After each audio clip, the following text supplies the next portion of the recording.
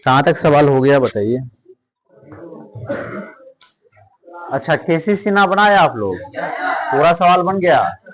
कोई ऐसा जो नहीं बनाया हो? नहीं बनाइएगा तो मैथ खराब हो जाएगा, ठीक है। एक नहीं बना, कोशिश किए थे। कितना? 3 गो संख्या वाला? 3 गो संख्या वाला तो बोले थे छोड़ देने के लिए। हाँ चलिए, बहुत अच्छा। हालांकि उसका तरीका है कि पहले 2 गो संख्या को लेकर के मौसो निकाल लीजिए, जो मौसो आएगा उस मौसो का तीसरे संख्या के साथ मौसो निकाल लीजिए, ठीक है।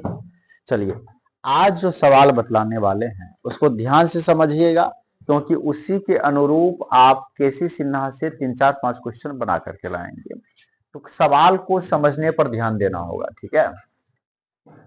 चलिए, दूसरा सवाल, प्रश्नावली के दशमलव कितना तारीख है बता दीजिए।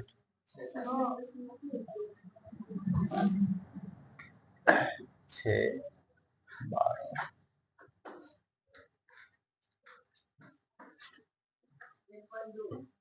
हाँ, 1.1 ना।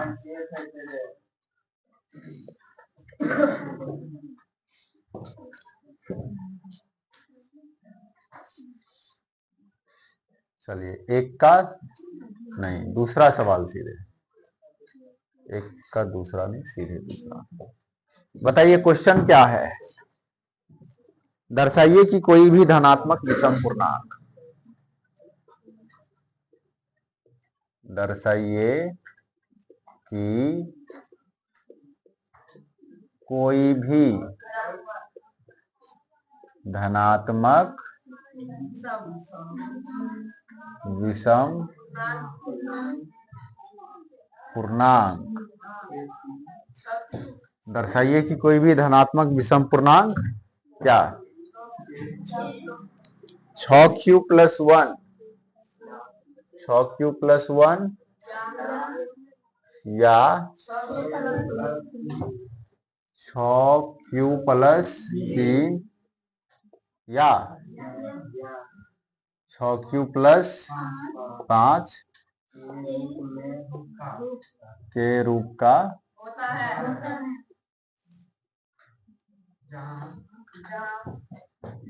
जहां q कोई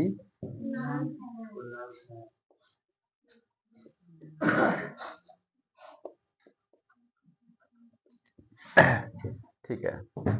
अब देखिए, इस सवाल को पहले समझेंगे, सवाल को समझने के बाद फिर समझेंगे कैसे बनेगा, ठीक है।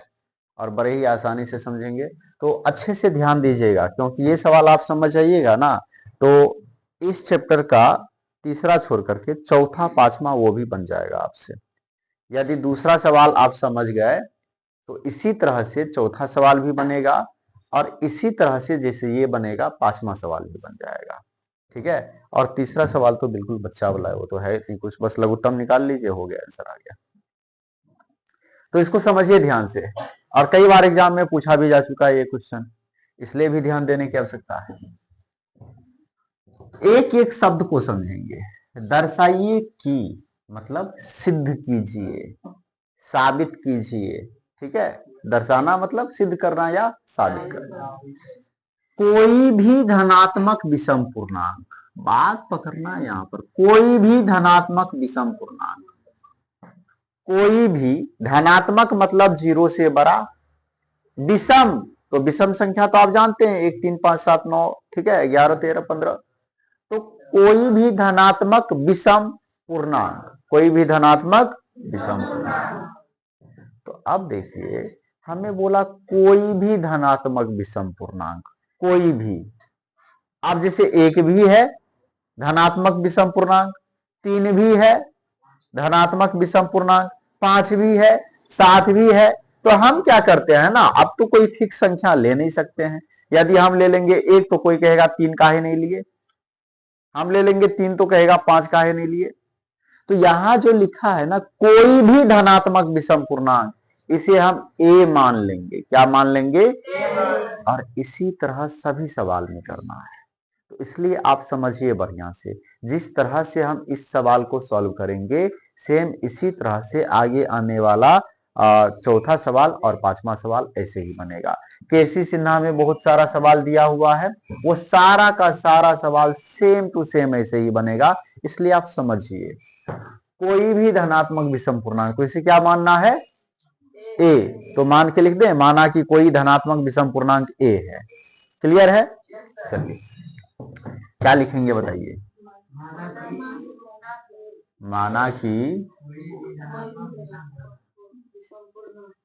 कोई धनात्मक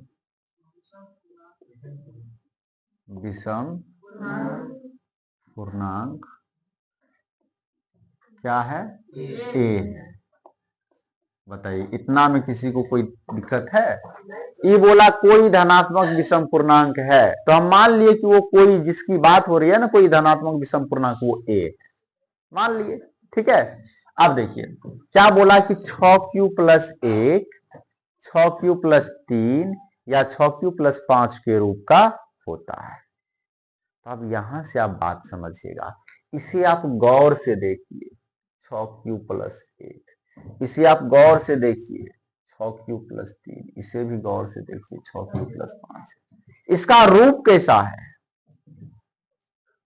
इसका रूप ऐसा है, देखिए ध्यान से, a बराबर बी क्यू प्लस आर, इसके जैसा रूप है।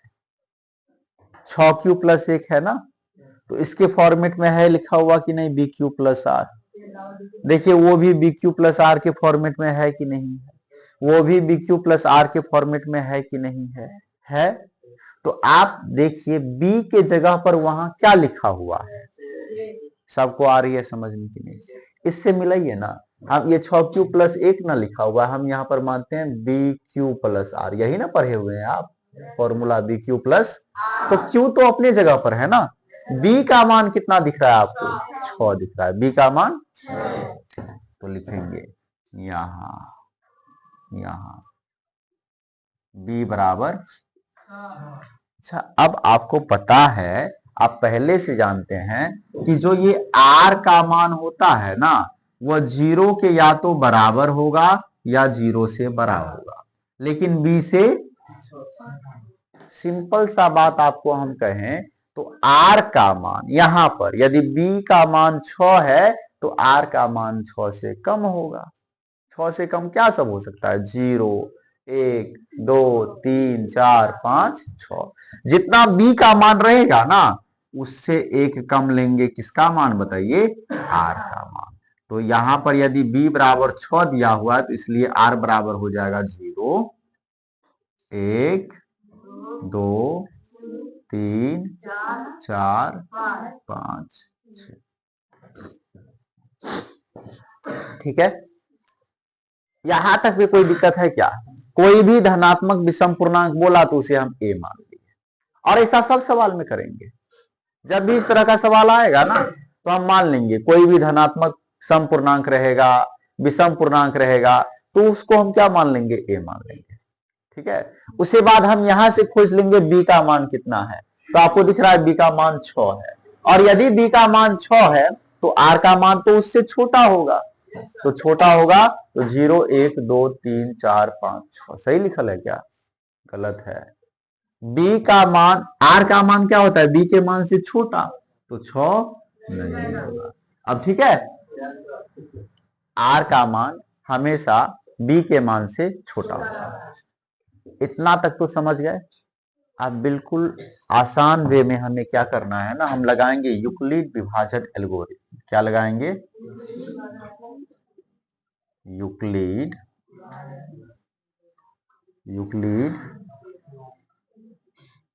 विभाजन एल्गोरिथम,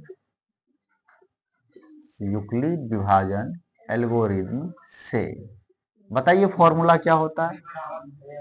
ए बराबर बी क्यू प्लस, अच्छा बी का मान तो आपको पता है 6 और आर का मान तो बहुत सारा है, तो आर का मान इसमें कौन कौन सा लेंगे? क्या कोई बतला सकता है कि आर का कौन कौन सा मान लें या सब मान ले लेंगे? इसमें बैठाना है हमें, आर की जगह पर बी की जगह पर 6 बैठाएंगे, आर की जगह पर आर का मान बैठाना है। तो क्या हम सभी मान को लेंगे या कुछ छोड़ करके लेंगे या किसे लेंगे? क्यों? हाँ गुड, हमें विषम संख्या चाहिए ना, यहाँ पर विषम की बात हो रही है, तो हम विषम वाला ही लेने वाले हैं। 1 लेंगे, 3 लेंगे और दूसरा बात आप इसमें भी देखिए ना, आपको लाना क्या है? 1 3 5, इसलिए हम लेने वाले हैं ये 1, ये 3 और ये, तो लिखेंगे जब r बराबर 1, जीरो कहां ले रहे हैं? जब r बराबर, तो बताइए a बराबर b का मान तो 6 लेंगे, 6 क्यू प्लस r का मान 1, ठीक है। चलिए फिर लीजिए, जब r बराबर कितना, जब r बराबर, तो यदि r का मान 3 लेंगे तो a बराबर कितना बताइए? एक, अब b का मान तो 6 है, q की जगह पर q और r की जगह पर 3। फिर जब r का मान कितना लेंगे बताइए? 5, r का मान यदि 5 लेंगे तो a बराबर कितना? 6q प्लस, देखिए आपको जो लाना था 6q plus 1, 6q plus 3, 6q plus 5, यही ना लाना था? 6q plus 1, 6q plus 3, 6q plus 5, वो आ चुका है, आ गया ना? तो लिखेंगे इस प्रकार, अब देखिए कैसे लिखना है, इस प्रकार कोई, अब इसी को रिपीट करके लिख लेंगे, इस प्रकार कोई भी धनात्मक विषम पूर्णांक 6q प्लस 1 या 6q प्लस 3 या 6q प्लस 5 के रूप का होता है, जहां q कोई पूर्णांक है, हो गया प्रूव्ड। ठीक है, बताइए क्या लिखेंगे? इस प्रकार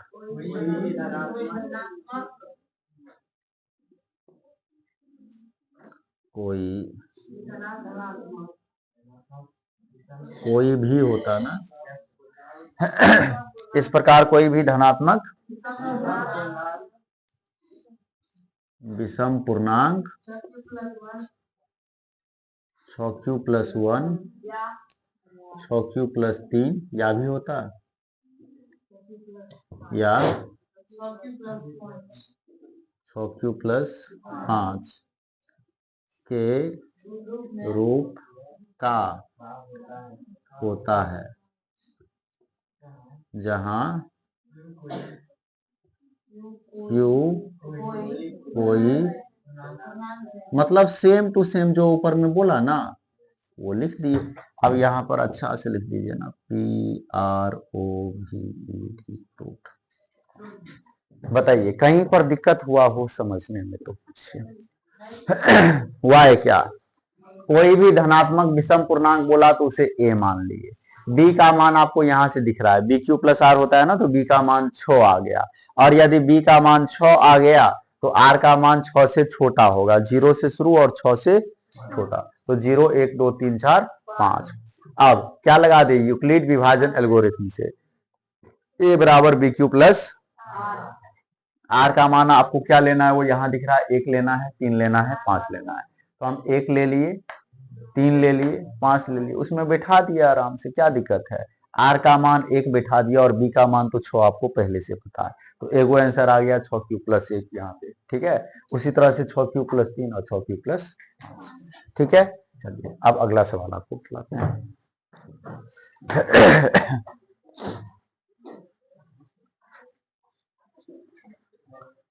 तो अब क्या आप सेम टू सेम जो ऐसा सवाल होगा वो बना लीजिएगा, तो केसीसी नाम में है ऐसा सवाल जो कि आपको बनाना है।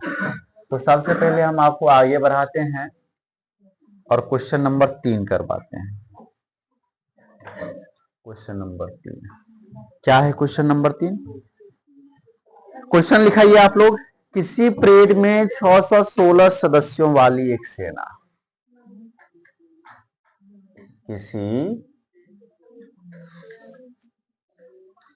किसी परेड में 616 सदस्यों सदस्यों वाली सेना, यही ना है, लिखाइए सही से, वाली एक सेना की टुकड़ी, वाली एक सेना की टुकड़ी को 32 सदस्यों वाली एक आर्मी, क्या बताइए, सदस्यों वाली एक आर्मी बैंड के पीछे मार्च करना है, यही ना, आर्मी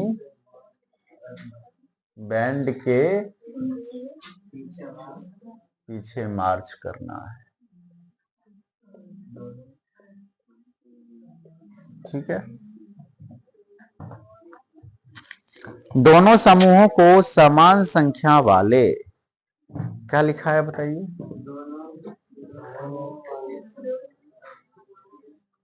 दोनों समूहों को ना समान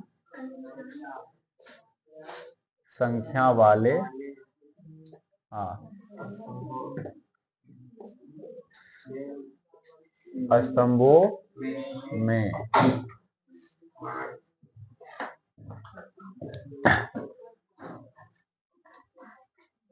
मार्च करना है,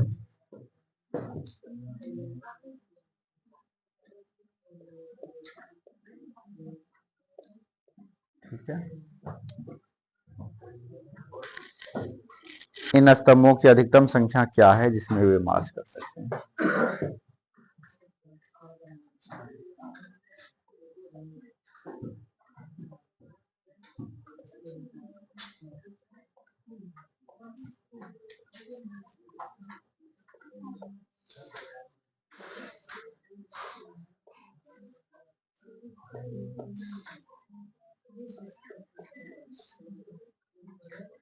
जिसमें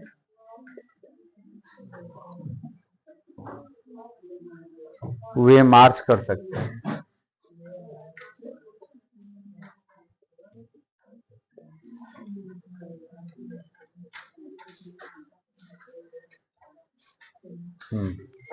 चलिए ध्यान दीजिए, इस सवाल को कैसे बनाएंगे, बिल्कुल आसान तरीका से ये सवाल बनेगा। किसी परेड में 616 सदस्यों वाली एक सेना की टुकड़ी है और उसको 32 सदस्यों वाली एक आर्मी बैंड के पीछे मार्च करना है, तो दोनों समूहों को समान संख्या वाले स्तंभों में मार्च करना है, तो इन स्तंभों की अधिकतम संख्या, जब भी आपको अधिकतम संख्या पूछे ना, अधिकतम संख्या ऐसे दो दिया हुआ रहेगा और अधिकतम संख्या पूछेगा, तो आप ध्यान दीजिए, ये जो HCF होता है ना, इस H का मतलब होता है हायर कोफिशिएंट फैक्टर, ये हायर का मतलब होता है अधिकतम, या आप ऐसे समझिए मौ मौ का मतलब होता है महत्तम, महत्तम मतलब सबसे ज्यादा, अधिकतम, यानी कि यदि आपको अधिकतम बोला तो आप लौसौ निकालेंगे कि मौसौ निकालेंगे, मौसौ निकालेंगे, क्या निकालेंगे, मौसौ। तो बिल्कुल सिंपल, मौसौ निकालने के लिए आपको पता है बड़ा संख्या को क्या मानते हैं, ए, आता है कि नहीं, छोटा संख्या को क्या मानते हैं, बी, इसके बाद क्या करते हैं, यूक्लिड विभाजन एल्गोरिथ्म से क्या होता है, ए बराबर BQ प्लस आर, तो ए का मान तो 616 है, बी का मान 32 है, गुने, अच्छा, अब इससे आगे का काम तो आपको पहले रफ में करना पड़ेगा ना समझने के लिए, तो रफ में कीजिए, 32 से किस में लगाएंगे महत्तम, 616 में, तो क्या बार में लग जाएगा बताइए, 32 ही कम 32, 11 में से 2 गया, 9, 5 में से 3 गया, तो 29, यहाँ पे 6 उतारिए, अब क्या बार में लग जाएगा बताइए, 8 बार में लगेगा क्या, देखिए लगा करके, 8 दूना 16, अच्छा 9 बार में 9 दूना 18, 9 तिया 27, 1 28 लग गया। 16 में से 8 गया 8। अब इस 8 से लगा देंगे 32 में, तो 8 चौके 32, खत्म। तो एक स्टेप आपको यहां पर बना है ना, और दूसरा स्टेप आपको यहां पर बना है। यहां पर क्या लिखेंगे, 616 बराबर 32 गुने 19 प्लस 8। क्या लिखेंगे बताइए, 616 बराबर 32 गुने 19 प्लस 8। उसके बाद इसमें बताइए 32 बराबर,